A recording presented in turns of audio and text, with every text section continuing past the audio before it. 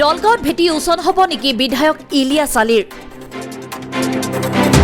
15 বছৰে কি দিলে সমষ্টিবাসীক ইলিয়াছ আলীয়ে সমাগত বিধানসভাৰ নিৰ্বাচন গাঁৱে ভূঞে চহৰে নগৰে এতিয়া নিৰ্বাচনী গৰম বতাহ প্ৰতিটো ৰাজনৈতিক দলৰ প্ৰাৰ্থীসকল এতিয়া ব্যস্ত নিৰ্বাচনী প্ৰচাৰত পিছপৰি থকা নাই 68 নং দলগাঁও সমষ্টিৰ AIDFৰ দলৰ প্ৰাৰ্থী মজিবুৰ ৰহমানো যোৱাকালি সন্ধিয়া নদীৰ কাষত অনুষ্ঠিত হোৱা নিৰ্বাচনী সভাত উপস্থিত থাকে সহস্ৰাধিক ৰাইজ উক্ত সভাত যুৱ মৰ্চাৰ সভাপতি জেহেৰুল ইছলাম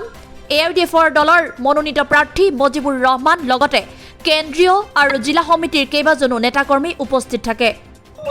জাতীয় বিদ্যালয়ে যায় পেশাব পায়খানার পানি ভরা যায় না নাই 15 বছর বিধায়ক থাকতে আমরা গার্জেনরা যাই পোলাবান উক্ত সভাত উপস্থিত থাকি তেওঁৰ ভাষণ প্ৰসংগত দলগাঁও সমষ্টিৰ প্ৰাৰ্থীগৰাকীয়ে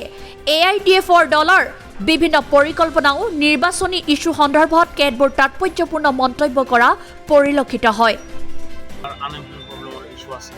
আপনাৰ নদী ভাঙে পড়া খাওয়ানোৰ ইস্যু আছে আপনাৰ চৰৰ মাটি পাট্টা নাই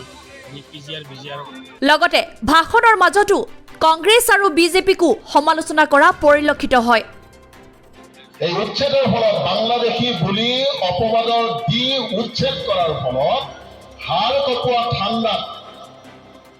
গধূলি সময়তে হওক দিনতে হওক দিনৰ দুপৰতে হওক এজন দুখীয়া মানুহে হাজিৰা কৰি যি ঘৰ বান্ধিছিলে আৰু সেই ঘৰত পোৱালীকেইটা লৈ যি বসবাস কৰিছিলে প্ৰশাসন যন্ত্ৰই চৰকাৰী পক্ষই আক্ৰোশমূলকভাৱে উচ্ছেদ কৰিছিলে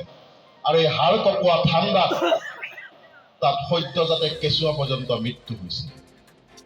তিৰপালৰ তলতে হাড় কপোৱা ঠাণ্ডাত কপি কপি মানুহৰ মৃত্যু হৈছিলে এইবোৰ দেখি শুনিও ইলিয়াছ আলী ডাঙৰীয়াই একদিনৰ কাৰণে প্ৰতিবাদ কৰা নাছিল news desk report any network